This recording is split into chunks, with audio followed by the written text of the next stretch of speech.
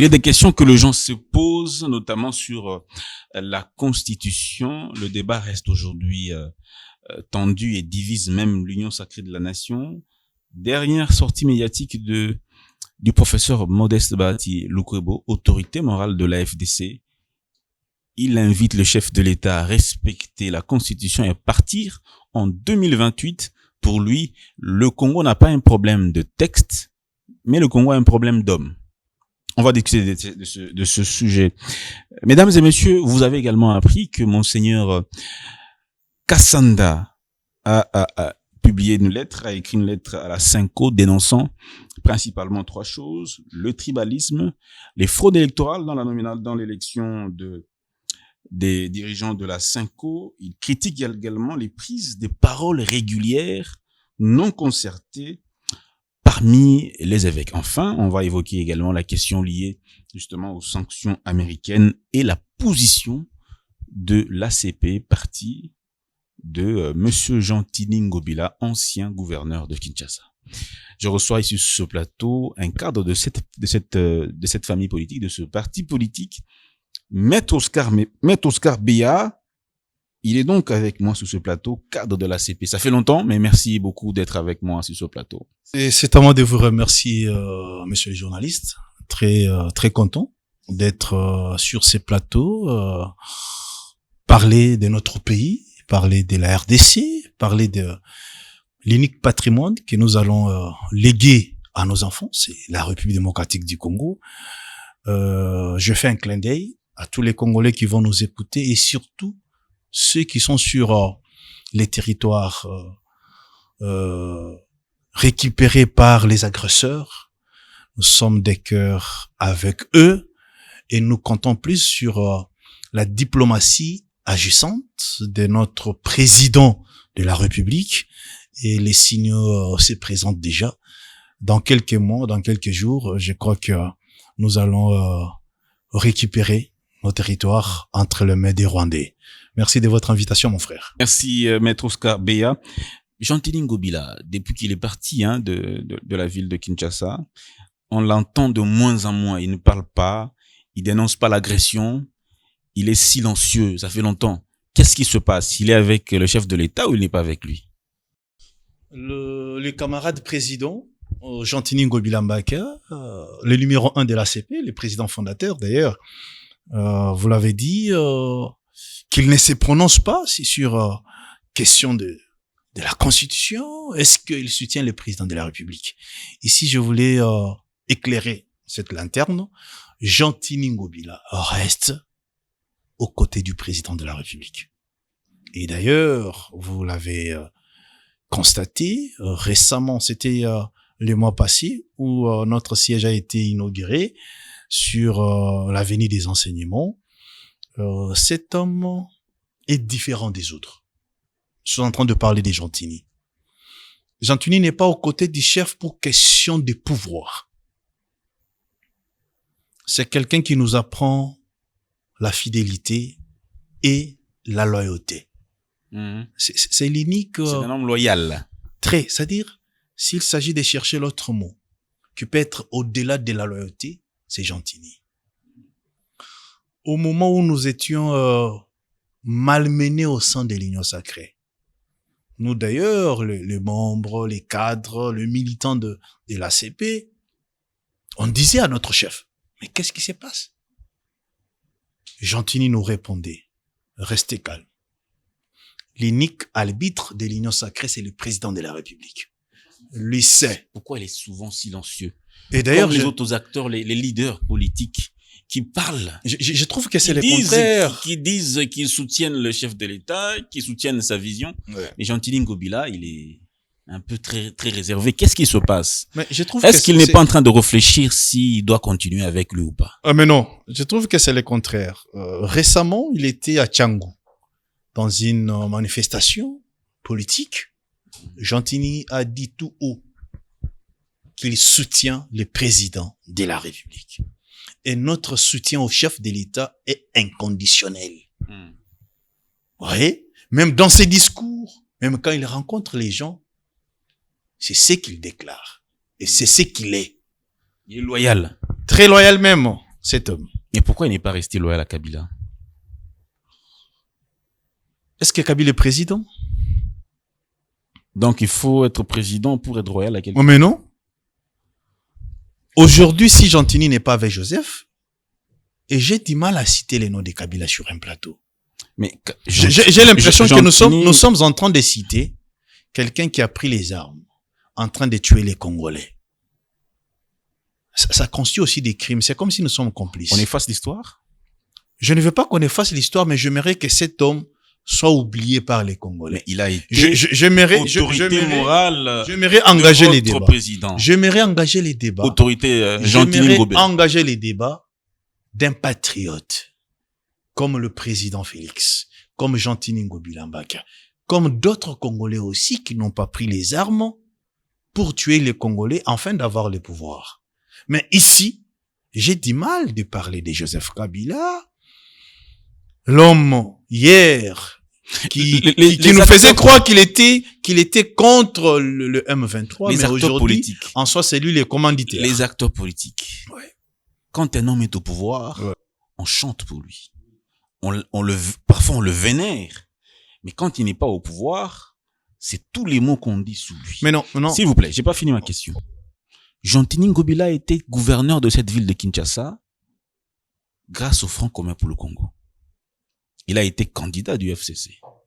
Non, j'aimerais que vous enlevez ces mots grâce. Non, ça c'est très fort. Mais c'est le FCC il était membre de ces partis.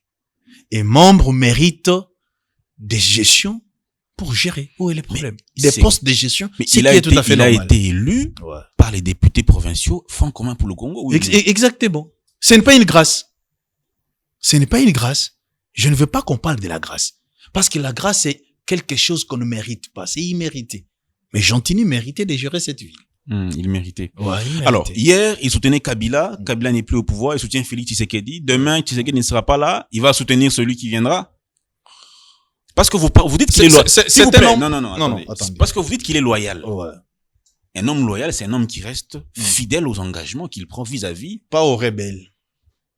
C'est-à-dire toute personne qui n'est pas conforme aux règles de la nation, aux lois de la nation, n'est pas à soutenir. Vous connaissez mieux Gentini depuis qu'il est parti du PPRD. Vous l'avez écouté critiquer quelqu'un? Mais non.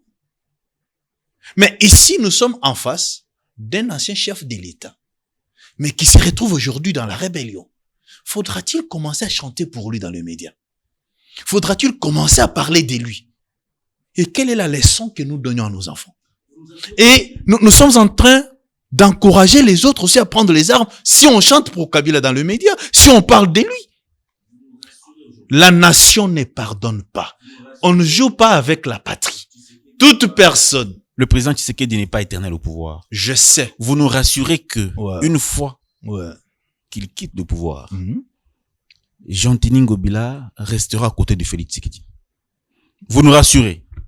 Aussi longtemps que Félix ne prendra jamais les armes, Gentini restera à ses côtés. Même dans l'opposition. Même dans l'opposition. Ça, c'est clair.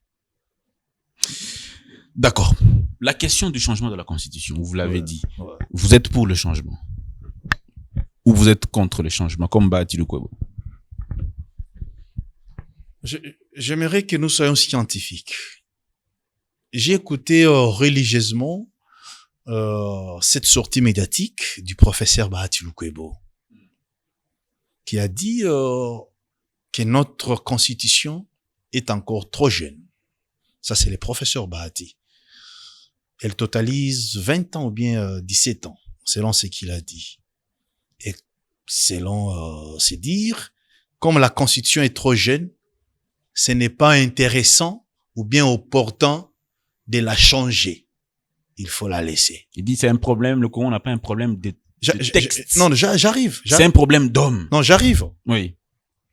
Mais sur quelle base le professeur peut dire que c'est à cause de l'âge de la Constitution qu'on ne peut pas la modifier ou bien qu'on ne peut pas la changer?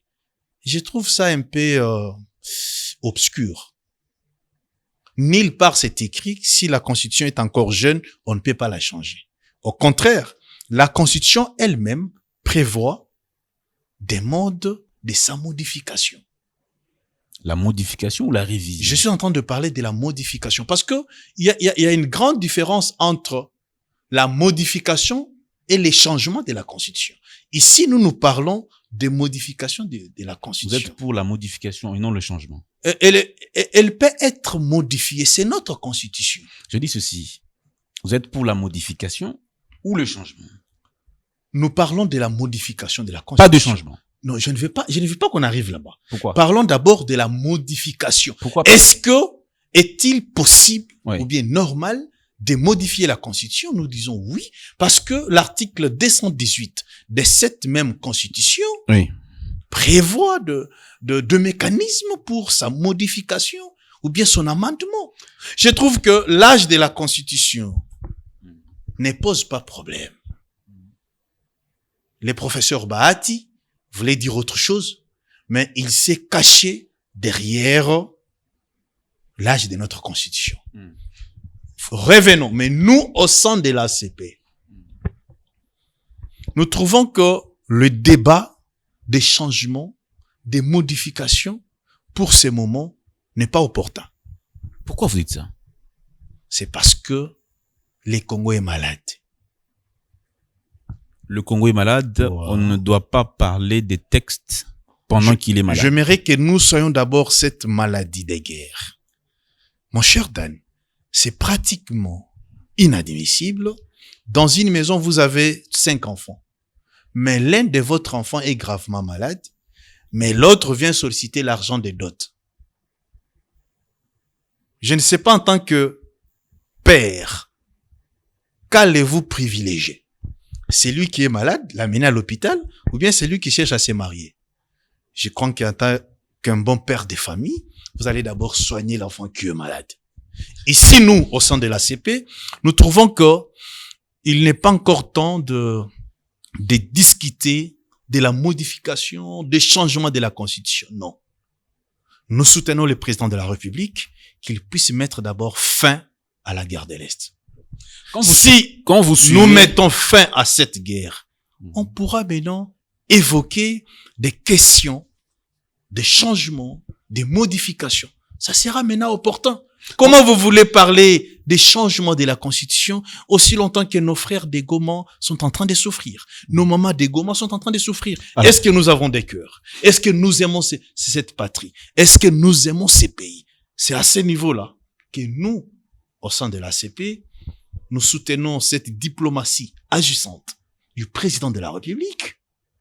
Ensemble, nous devons d'abord bouter l'ennemi en dehors de nos frontières. Par après, on reviendra dans la famille pour regarder quelle est l'assiette qui semble être celle, comment laver cette assiette, quels sont les articles qui sont amendables dans cette constitution. Ça sera possible, monsieur le journaliste. Quel est votre avis par rapport à tous ces professeurs? On a suivi les professeurs Bochab. Ouais. Dire que, voilà, il a cité un auteur qui dit une constitution déjà qui a atteint 17 ans est passible de modification, même de changement. On a suivi également le député Michiki, lui qui dit que le prince Michiki. Ou prince Willy Michiki. Ouais. Il faudrait qu'on change cette constitution parce qu'elle n'est pas adaptée aux réalités congolaises. Il faudrait qu'on aille peut-être même à 7 ans, parce qu'en 5 ans, le président ne peut rien faire.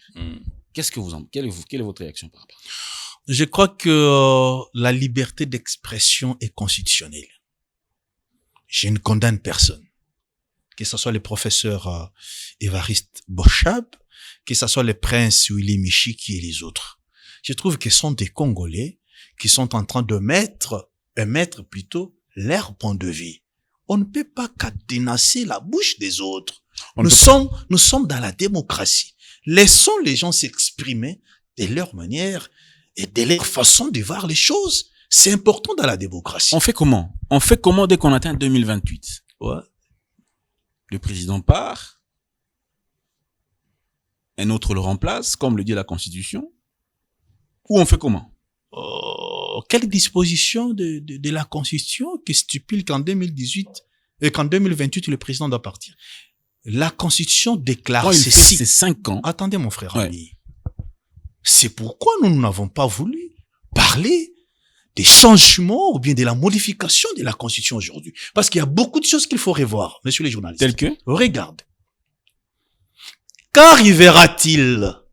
Nous sommes en 2028 et que les élections ne sont pas organisées. Parce que dans les contextes actuels, il est difficile que nous ayons les élections en 2028. Pourquoi vous dites ça? Pourquoi? Parce que certains territoires de la République sont entre les mains des étrangers. Vous voulez qu'on aille aux élections? Mais nous sommes en 2026. Attendez, mon cher ami. Nous ne sommes pas en 2028. Je suis en train Nous d'avancer. sommes en 2026. L'homme politique projette Mais la ce guerre, qui sera demain. la guerre peut s'arrêter à tout moment. Monsieur les journalistes, Si la guerre s'arrête aujourd'hui. nous sommes pour Oui. qu'il y ait les élections dans le délai C'est que constitutionnel. des candidats Ça, ou non? ça c'est que des important. J'avance. Candidats, oui. ou Restons non. dans la Constitution d'abord. Qui dit la Constitution? 2 mandats, un mandat renouvelable. Une seule fois. Une seule fois. Ça, c'est le dernier mandat du président de la République. Après, il ne continue pas. Je dis ceci. Ouais. Ça, c'est le dernier mandat du président de la République. Ça, c'est connu de tous et c'est constitutionnel. Mais je trouve inadmissible que nous puissions organiser les élections sans la participation de tous les Congolais. Parce que c'est un rendez-vous national. C'est un rendez-vous patriotique. Je vous ai C'est un rendez-vous exceptionnel pour tous les Congolais. J'ai compris. Il est important, messieurs les journalistes, Oui. que nous mettions d'abord fin à cette guerre. Si elle met... Ça, c'est important. Il y a deux questions. Je crois, J'ai avec deux la questions. détermination du président de la République, les territoires congolais seront récupérés. Et on pensera comment organiser les élections. Ce n'est pas, Ça, c'est important. on le souhaite pas. Ouais. Mais si la guerre prend 10 ans, Hmm.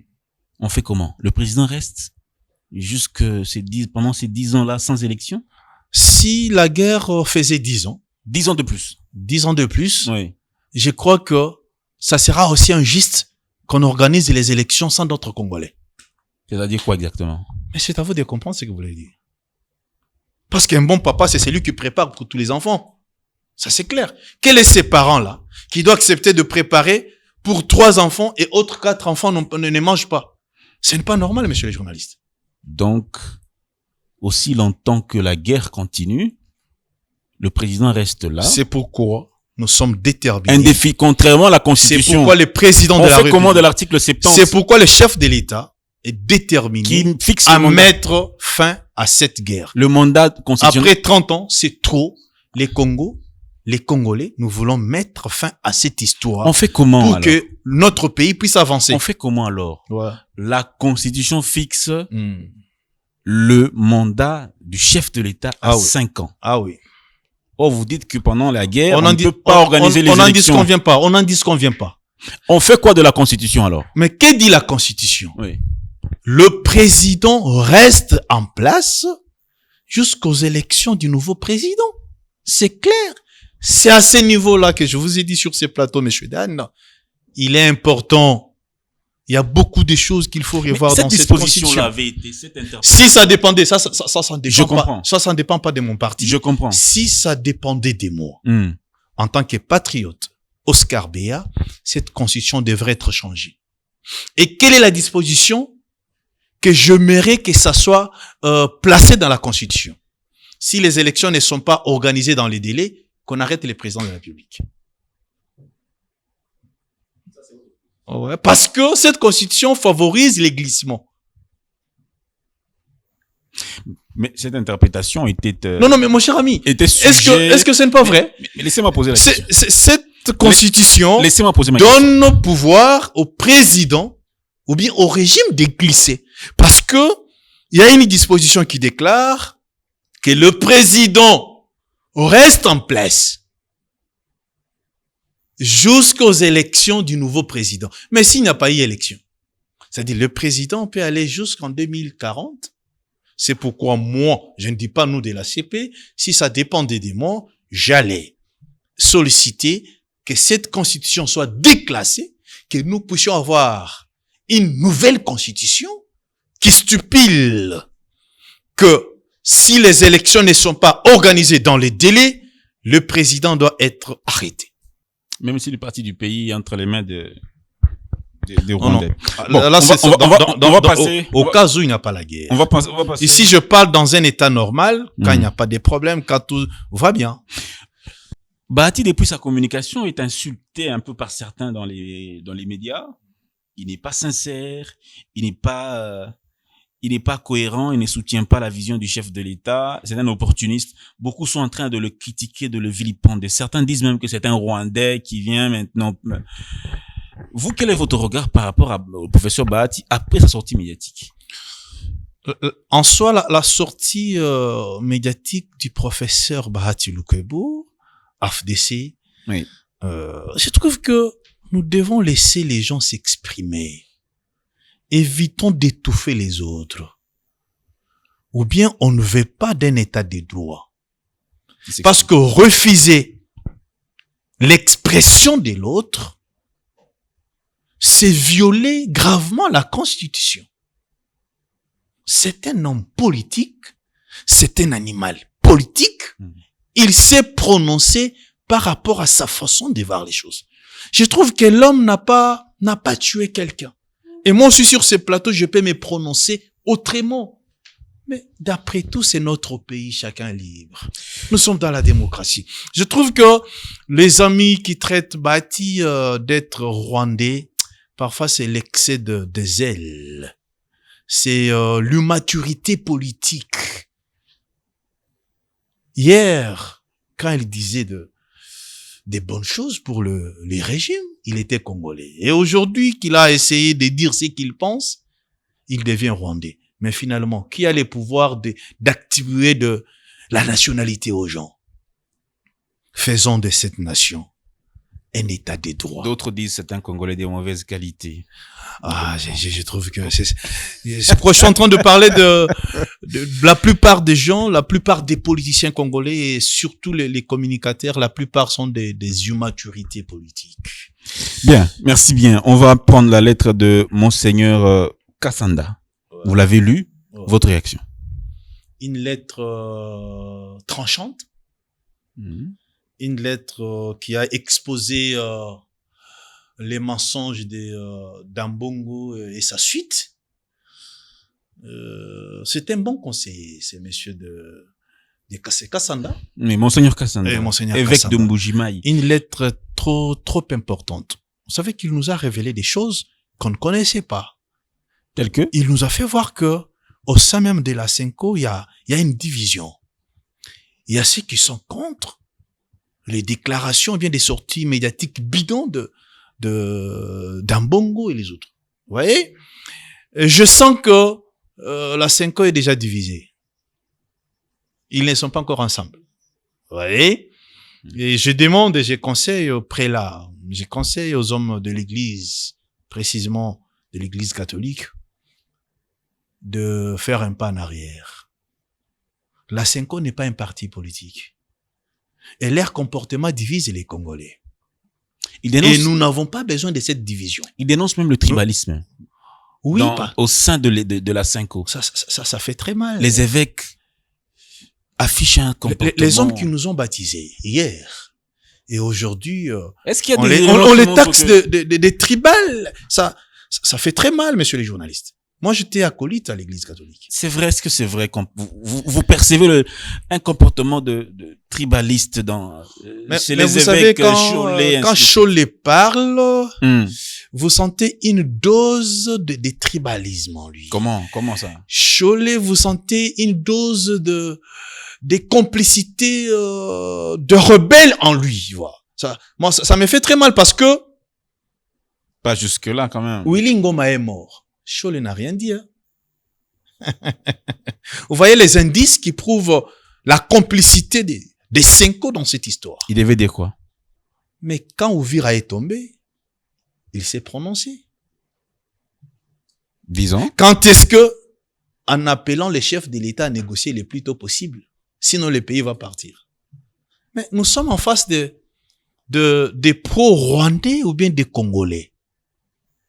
Et c'est pourquoi j'encourage le Vert Kassamba qui a tout dit. Et je vais encore appeler l'évêque, si j'aurais son numéro, pour dire qu'il ne puisse pas baisser les bras, parce que Salit, c'est pour sauver la nation. Et il a exposé à Bongo et les autres dans leur mensonge, dans leur haine contre les régimes en place. Monseigneur Kassanda est évêque de Mbujima, ça fait plusieurs années. Depuis que Kabila est chef de l'État, il était toujours évêque. Ouais. Mais à l'époque de Kabila, Kassanda ne s'est jamais prononcé, n'est jamais venu dénoncer ce qu'il dénonce dans la lettre. Pourquoi seulement aujourd'hui? Vous voulez me dire autrement qu'il s'est prononcé parce que il est de la même province avec les chefs de l'État? J'ai pas dit ça. Non, parce que ici vous avez épinglé les dossiers Kabila. Oui. Mais l'homme de Lubumbashi ici, comment il s'appelle? Mouteba. Il est aussi du Grand Kassai, non? Je ne parle pas non, vous voyez? Je ne parle pas des origines. Non, je parle pas des origines. Si vous voulez parler de Kassamba, prétexte qu'il est du Grand Kassai. J'ai pas dit ça. Parlons aussi de Mouteba, malgré qu'il reste à Lubumbashi, mais il est aussi du Kassai, mais qui est contre le président de la République. C'est tout à fait normal. C'est tout à fait normal. Mouteba n'est pas du Grand Katanga. Je connais bien le monsieur. Je l'ai pas dit. Mais pourquoi si ça sort de l'autre côté, vous avez tendance à faire des liens tribalo-coutumiers? Non. Il n'y a pas ces liens. Non.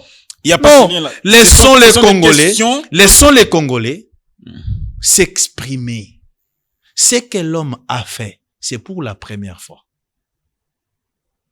que nous voyons un homme de l'Église contredire ses pairs. Ça, c'est important.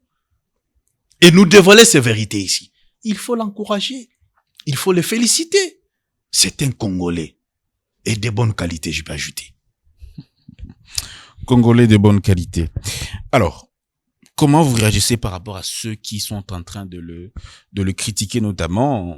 On suit les réseaux de l'AFCM 23, les communicants, tous ceux qui dirigent les réseaux de l'AFCM 23, un peu sous les réseaux. J'ai du mal à suivre ces réseaux-là. Parce que ce sont des réseaux de sang.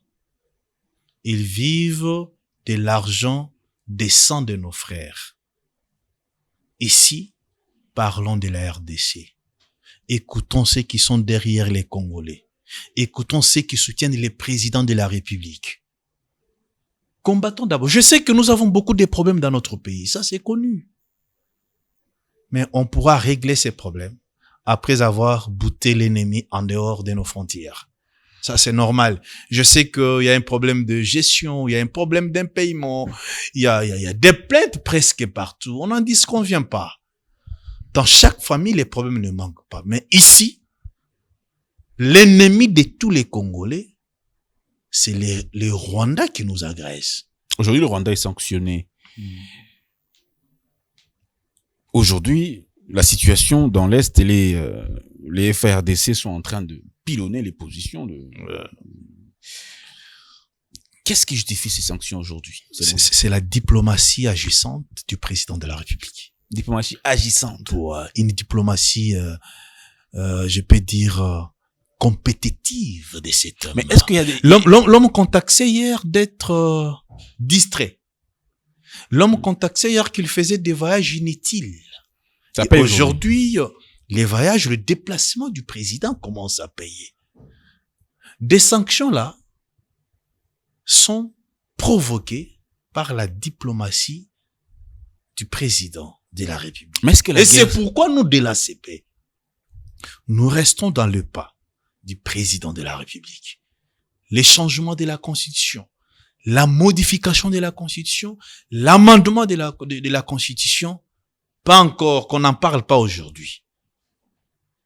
Boutons d'abord l'ennemi en dehors de notre nation. Que les territoires occupés par les Rwandais soient libérés. Que l'État congolais ait l'intégrité. Que changent les sanctions? La gestion de l'ensemble de notre pays. On pourra parler de cette histoire. Dans le fond, sur le terrain, les sanctions changent quoi? Ça affaiblit d'abord l'armée rwandaise. Ça, il faut le savoir. Ça, c'est connu de tous. Est-ce que vous n'avez pas écouté Paul Kagame en train de dire que nous allons retirer les troupes sur les sols congolais? Il l'a dit? Oui, il a dit. Vous êtes journaliste. Il a dit. Ce sont des résultats. La peur de ces sanctions. Ça produit beaucoup, mon cher ami. Les Rwandais ne représentent rien. Mais je suis convaincu que le président Donald Trump peut prendre son appel, appeler le monsieur Paul Kagame, de se retirer de la RDC. Ça sera fait dans un clin d'œil. Et je crois dans quelques jours, les Congolais, nous allons chanter une chanson de gloire, une chanson de paix. C'est déjà en gestation. Alors, votre avis sur le dialogue est-il important dans le contexte actuel? Le dialogue, c'est notre mode de vie. Dialogue politique. Oui, je parle de dialogue politique. C'est notre mode de vie. Nous ne pouvons pas refuser aux Congolais de ne pas dialoguer. Ça, c'est être méchant. Mais ici, la question qu'il faut se poser, c'est dialoguer avec qui? Je trouve difficile que nous puissions dialoguer avec ceux qui ont pris les armes pour tuer les Congolais. Et c'est ce qui a causé un problème au ciel. Les diables voulaient se mettre sur la même table avec Dieu afin de négocier. Et c'est pourquoi Lucifer a été chassé du ciel. Et voilà comment il est en train d'errer aujourd'hui. Nous sommes pour les dialogues politiques, mais ce n'est pas tout le monde qui viendra autour d'une table. Qui ne viendra pas? Les Congolais de mauvaise qualité. Ceux qui ont pris les armes. Citez quelques noms. Je parle de l'opinion vous suit. Je parle de l'esprit d'abord de Willy Ngoma. L'esprit de Willy Ngoma ne peut pas participer à ce dialogue. Vous prenez un criminel comme Nanga, ne peut pas être autour de ces tables. Impossible. Vous prenez Joseph Kabila. Qu'est-ce qu'il viendra faire autour de ces tables? C'est-à-dire, vous prenez le Mwemba et les autres, tous ces gens-là qui ont pris les armes, qui ont soutenu la rébellion. J'ai dit ceux qui ont soutenu. J'ai dit ceux qui ont soutenu. Même Katumbi. Je n'ai pas de preuve que Katumbi a pris les armes. Mais il sera là. Non, j'ai dit non. Katumbi, s'il n'a pas pris les armes, il mérite d'être au dialogue. Si Fayoul n'a pas pris les armes, il faut qu'il soit là. C'est-à-dire, ici, nous devons dialoguer avec des Congolais qui n'ont pas pris les armes, mon cher. Pour changer quoi? Pour quelle utilité? Mais vous croyez que si nous dialoguons avec ceux qui ont pris les armes, ça va changer quoi? Non, la question que je Non, j'ai dit non. S'il s'avérait que nous puissions négocier, dialoguer avec Nanga et les autres, qu'est-ce que ça va changer? Parce que en soi, ce sont de patins. Les gens utilisés par Paul Kagame. Nous devons dialoguer avec le vrai Congolais. Régler les problèmes qui sont au pays, mais les problèmes de la guerre sera réglés par la diplomatie. Comme ça se règle déjà. Sans dialogue, les Rwandais sont en train de laisser des territoires. C'est clair. On n'a pas peur de personne. Donc, vous proposez qui comme médiateur? Parce que vous dites que la Cinco n'est pas crédible, la Cinco et joue pas franc jeu. Qui peut piloter ce dialogue? Ça, c'est le pouvoir exclusif du président de la République. C'est lui qui décide. Il pourra nommer, penser qui mettre à cet endroit comme médiateur, ce n'est pas grave. Parce que c'est lui qui a le pouvoir d'organiser les dialogues, pas quelqu'un d'autre. Une autre personne, non, c'est le président de la République. C'est constitutionnel. Qui doit convoquer les dialogues? Selon vous, les journalistes. Je crois que c'est votre mission, je n'ai pas le droit de vous poser la question. C'est le président qui doit convoquer les dialogues. Et c'est à lui de pointer du doigt sur la personne qui doit piloter ces dialogues. Bien, on est en train d'aller lentement, mais sûrement vers la fin de l'émission. L'équipe qui nous suit là est donc en train de me faire signe qu'on est en train d'aller. Alors, une question. 2 ans. Il reste 2 ans. Pour le président Tshisekedi. Wow. Êtes-vous fier de ce qu'il a fait pendant qu'il est chef de l'État? Ah oui. Ça, c'est une très belle question. Les 2 ans, les temps du président de la République. Est-ce que je suis fier de ce qu'il a réalisé? Oui. Vous savez, moi, je suis natif de Kananga. Si je n'ai pas pu étudier chez nous, c'est parce qu'il n'y avait pas une université convenable, moderne. Je suis allé à Lubumbashi pour étudier dans cette université de l'Inilou. Et aujourd'hui, mes frères des Kasaï central peuvent étudier dans leur province. Pour moi, c'est une réussite totale. Et je suis fier de ça. C'est pour la première fois dans mon pays, je vois des universités en train d'avancer, en train de pulluler comme des champignons. Ça me fait du bien. Nous avons l'université de Mbujimayi, nous avons l'université de Kananga, nous avons l'université de Lualaba qui pousse, nous avons l'université de Bunia que je vis récemment dans les réseaux sociaux. Mon frère, je suis très flatté de ces réalisations. Au-delà des universités, je vis le président de la République nous dire clairement que cette guerre, l'unique ennemi que nous avons, c'est le président Paul Kagame. Ça a joué un grand rôle dans la tête des Congolais. Auparavant, on croyait que c'est une guerre entre Congolais et Congolais. Ce courage-là de nous dire cette vérité, pour moi, c'est une réussite. Ouais. Alors, si vous deviez... il y a tant de réalisations du président de la République. Quand vous prenez la gratuité de l'enseignement, c'est une réussite totale. Aujourd'hui, la gratuité de la maternité, c'est une réussite totale. C'est-à-dire, c'est toute une ribambelle de réalisation du président de la République. Je ne dirais pas qu'il a tout fait. Ce qui reste à faire, c'est encore beaucoup. Mais dans ces temps, l'homme a prouvé qu'il aime beaucoup cette nation. Alors, qu'est-ce qui est pour vous la plus grande faiblesse du président en voyant sa manière de gérer? La faiblesse de notre chef, du président de la République. Dans la gestion. Dans la gestion, c'est parce que les voleurs, les détourneurs sont à un certain moment laissés libres. Ça, moi, ça me fait mal. Vous savez, je suis parmi les gens qui luttent contre l'impunité. Je n'aime pas l'impunité. Mais je sens que dans ces régimes, l'impunité est devenue un mode de gestion. On vous taxe d'avoir détourné 50 millions de dollars. La justice vient faire des grimaces et demain vous êtes libre. À un certain moment, ça me fait très mal. En quoi le chef de l'État est-il concerné? Il est le magistrat suprême. Donc, laisse faire. Il laisse les gens voler. J'ai dit laisse faire. Moi, ça me fait mal. Il laisse faire quoi exactement? Moi, ça me fait mal quand je vois ça. Je trouve que le président doit renforcer, surtout côté justice. L'appareil judiciaire de notre pays semble être faible. La corruption monte à un niveau impossible. C'est là où moi, ça me fait mal. Vous voyez que je suis libre de parler, même du mal du chef de l'État. Et je ne veux pas être traité demain d'un Rwandais. Oscar Beya, cadre de l'ACP. Ouais.